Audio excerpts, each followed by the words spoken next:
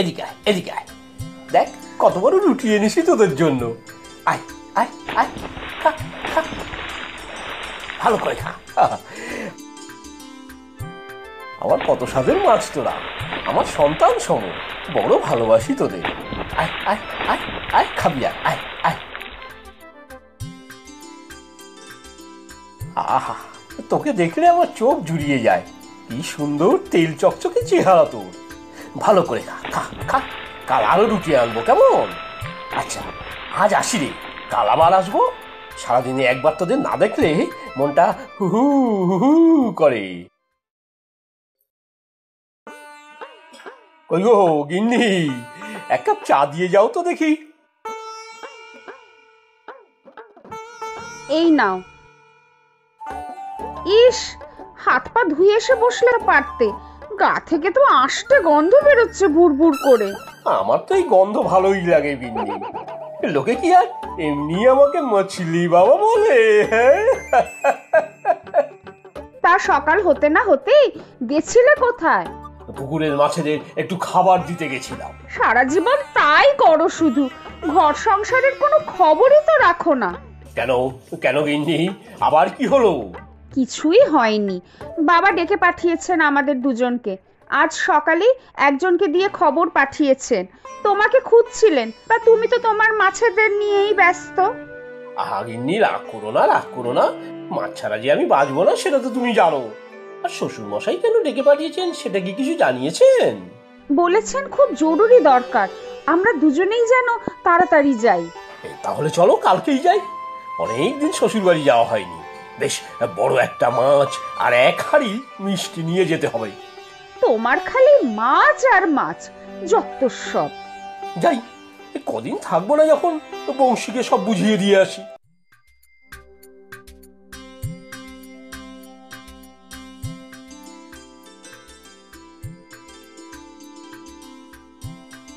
দেখেছ তো গিন্নি, জানতাম খবর পাওয়া মাত্রই জামাই বাবা জীবন ঠিক আসবে। এসো এসো বাবা জীবন, আয় মা। কি হয়েছে বাবা, তোমরা ঠিক আছো তো? এত তড়িঘড়ি ডেকে পাঠালে কেন? হ্যাঁ রে মা, হ্যাঁ, আমরা ঠিক আছি।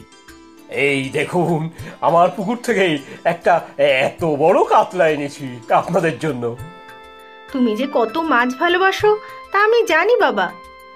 আমিও সাত সকালে লোক পাঠিয়েছি আমাদের পুকুরে মাছ ধরার জন্য। সব থেকে বড় রুই মাছটা খাওয়াবো তোমাকে আজকে। ইস, তোমরা আর মাছ মাছ করো না তো, সারাদিন এই মাছের গন্ধে আমার গা গুলিয়ে ওঠে।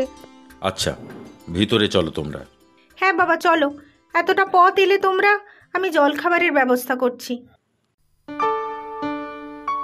এবার বলুন তো কি সমস্যা? সমস্যা বড় সড়ো কিছু নয়, তবে আমি একটা পুকুর কিনতে চাই। বাহ, এ তো আনন্দের কথা। তো পুকুরের মালিক বুঝি বেচতে চাইছে না? না না, বেচতে সে চায়, তার অগাধ জমি জমা, পুকুর বাড়ি সব আছে। আর এই পুকুরটাও সে জলের দরেই বিক্রি করে দেবে বলেছে। তাহলে সমস্যাটা কোথায়? সমস্যাটা হলো, এই পুকুরে নাকি এক বিশাল বোয়াল মাছ আছে।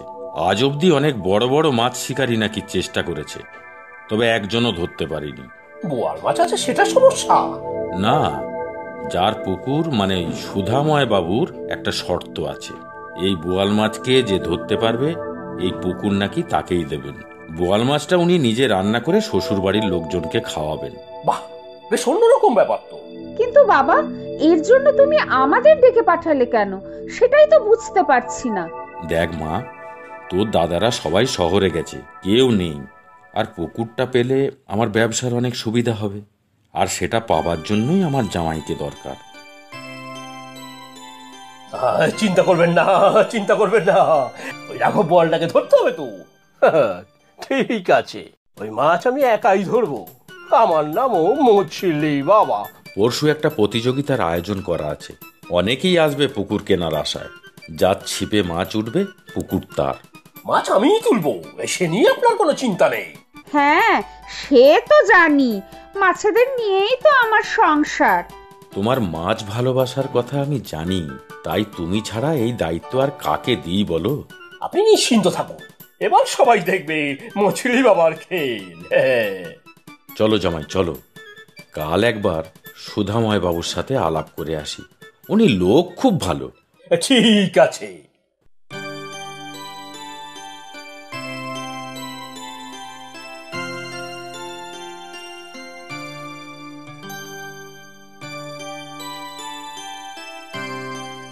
আসুন আসুন, কেমন আছেন? হ্যাঁ, আগে ভালোই। এ আমার জামাই সন্তোষ। মাছ অন্ত প্রাণ। কালকে মাছ ধরার প্রতিযোগিতায় আমার তরফ থেকে ওই তো অংশ নেবে। বাহ বাহ, এ তো বেশ ভালো কথা। দেখো, যদি মাছ তোমাদের ছিপে ওঠে, পুকুর তোমাদের। আগেই চেষ্টা তো করবো। পুকুরটা বুঝি অনেক পুরানো। হ্যাঁ, তা প্রায় 100 বছর তো হবেই। আমার ঠাকুরদার আমলে খোঁড়া হয়েছিল। আমার একটা আর্জি ছিল, একবার পুকুরটা দেখে যাব ভাবছি। তা যাও না, এই তো কাছেই। চলো, আমি নিয়ে যাচ্ছি তোমাদের।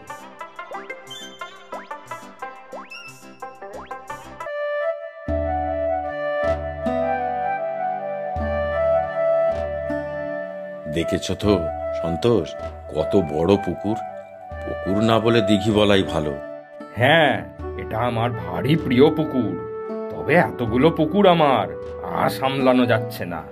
তাই ভাবছি উপযুক্ত হাতে এই পুকুর আমি সমর্পণ করব।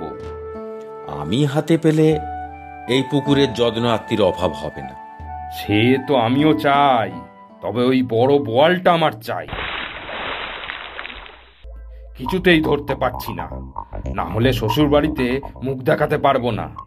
তবে মাছটা ধরা খুব মুশকিল। এত বড় পুকুর আর গভীরও খুব। সেটাই তো মজা। এত বড় দেখিতে বড় মাছ খেলিয়ে খেলিয়ে তুলতে হয়, সেটাই আমার পছন্দের। আমি জানি তুমি পারবে, তাই তো তোমাকে তড়িঘড়ি খবর পাঠিয়ে ডেকে আনলাম। চলো এবার যাওয়া যাক।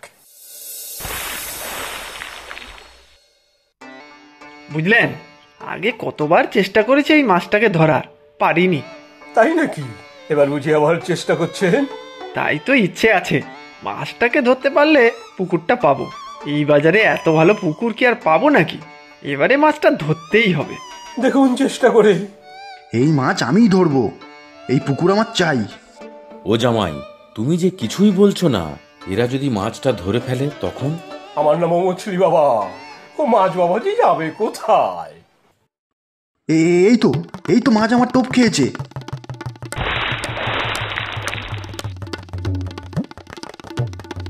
এই যে বিশাল বড় মাছ মনে হচ্ছে।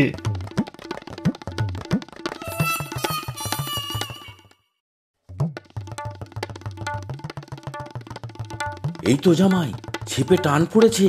টানো টানো টানো। টানো টানো, বেটাকে ধরতেই হবে। আর ধরতে পারলেই পুকুর তোমাদের।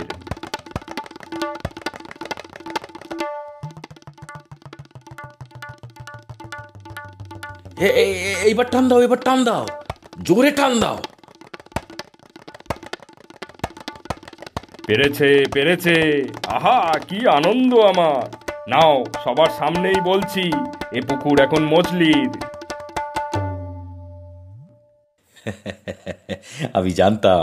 আমি জানতাম তুমি পারবে। আজ থেকে এই পুকুর আমাদের।